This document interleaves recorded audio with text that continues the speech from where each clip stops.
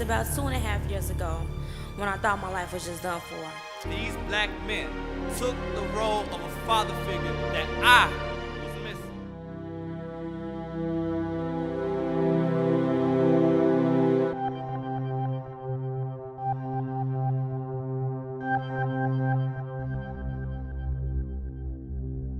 Well, what happened way back then, Frederick Wright, the founder of the St. Louis chapter 100 Black Men, he had heard about 100 Black Men, and he had seen a lot of ads coming from the St. Louis metropolitan community. And we sent out a letter and made phone calls and invited these individuals to come to a first meeting. To our very illustrious president, Mr. Jesse Swanigan, it's a pleasure to be here, and I know that Freddie would be so excited.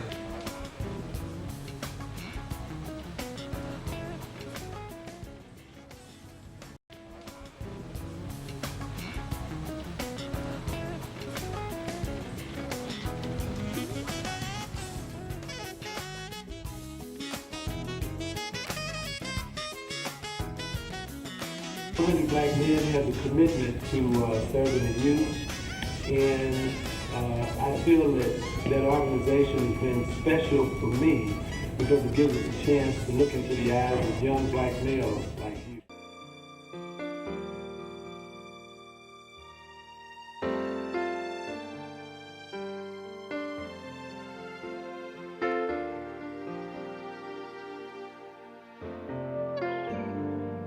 The word said, whatsoever ye do to the least of these, ye do also unto me. For the Future covers 4 pillars that the 100 stands on. That's mentoring, education, health and wellness, and economic empowerment. And so in the health and wellness area, we do our annual prostate cancer walk. We're in our 11th year with that, and we have impacted several men in terms of watching their prostate health, getting treatment, and getting treatment in time enough to correct the disease they may have.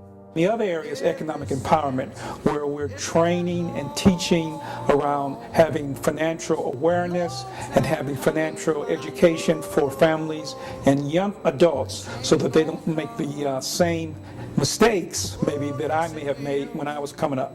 So those programs help round out our 4 for the Future and give us the opportunity to assist families and young adults and children in 4 main areas of their life.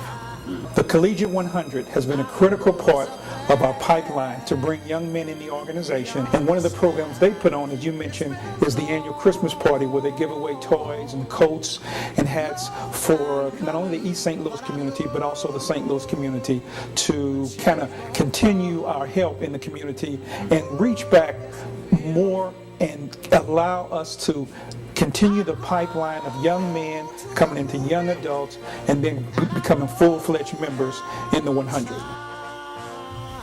Now, one wish for the Metropolitan Chapter would be that it would continue to grow and that it would retain and groom the members that it brings in and to move those members into leadership positions so that there can be a future for 100 Black Men of Metropolitan. With jobs and education that our forefathers and that our mothers and fathers provided to us.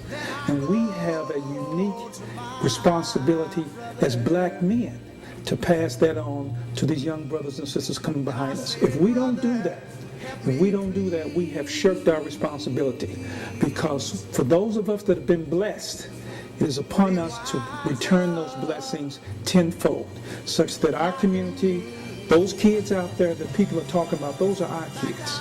And we need to make sure they get what they need to get to be productive adults in our society. That's my wish. If I was a 100 black man, I would teach others to be more responsible, to be all they can be, to care for others. Political nightmare, and it's talking about nihilism in America. Nihilism is going against foundations or set laws, and it's talking about how politics right now is not really concentrating on issues, but more talking about pigs with lipstick and, oh, he's had a mentor when I was younger doing the mentoring program with Music with 100 Black Men, that they would give me different caveats for life. They would give me different warnings saying, hey, when you go into college, you should expect this. When you go into the workforce, you should expect that. So being a part of that experience means that I could pass my knowledge on to others. So I can say, hey, you know what, this is what I've learned from my mentor, and this is how I've applied it to my life, and this is how I think you can use it.